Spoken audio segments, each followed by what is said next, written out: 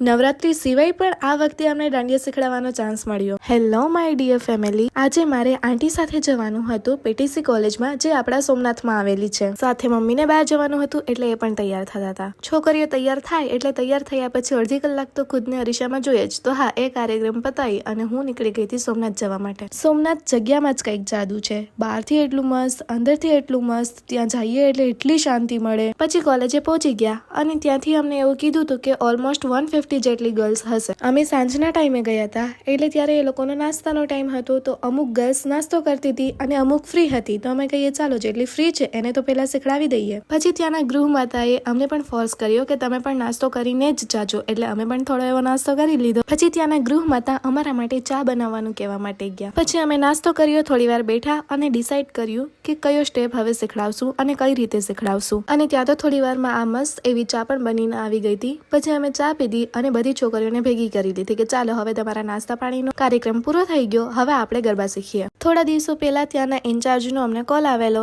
કે ભાઈ તમારા ગરબા અને તમારા સ્ટેપ્સ, તમારા મુવમેન્ટ્સ, તમારા એક્સપ્રેશન બધું અમે બહુ સારી રીતે નોટિસ કર્યું. અને એ પછી અમને એવું લાગ્યું કે અમારા સ્ટુડન્ટ્સને તમારાથી સારા ગરબા કોઈ ના શીખડાવી શકે. તો અમે કીધું ઓકે, અમે તો રેડી જ છે તમારા સ્ટુડન્ટ્સને ગરબા શીખડાવવા માટે. હવેથી તમારા સ્ટુડન્ટ એ અમારા સ્ટુડન્ટ્સ. કોઈ ટીચર્સ પોતાના સ્ટુડન્ટને કંઈ પણ શીખડાવે, મતલબ એ ભણવાની વાત હોય, ડ્રોઈંગ હોય, આર્ટ હોય, એક્ટિંગ હોય કે ગરબા હોય, અને એ જ્યારે પોતાના ટીચરથી સ્ટુડન્ટ સારું પરફોર્મ કરે ત્યારે એની ખુશી જ અલગ હોય. અને અમારી મહેનતની સફળતા અમને મળી ગઈ હતી, કેમ કે બધી જ છોકરીઓને બહુ સારું એવું આવડી ગયું હતું. ચાલો હવે તમે બધા પણ રેડી થઈ જાઓ અમારી પાસે ગરબા શીખવા માટે. હવે થોડા જ મહિનાની વાત છે. પછી એ લોકોને જમવાનો સમય થઈ ગયો હતો અને અમારો જવાનો સમય. પછી ઘરે આવીને અને હું મારી ડ્યુટી પર લાગી ગઈ હતી, કેમ કે મમ્મી પાસે એટલું બધું કામ કરાવવું મને ન ગમે. એટલે રોટલી બનાવતા પણ આવડવું જોઈએ અને કમાતા પણ આવડવું જોઈએ. પછી ગાય માતાને રોટલી ખવડાવી અને હું જમવા બેસી ગઈ. જમી અને થોડુંક મીઠું તો જોઈએ, ભલે એવું કહીએ કે ડાયટિંગ નો શુગર, પણ એવું તો થતું જ નથી.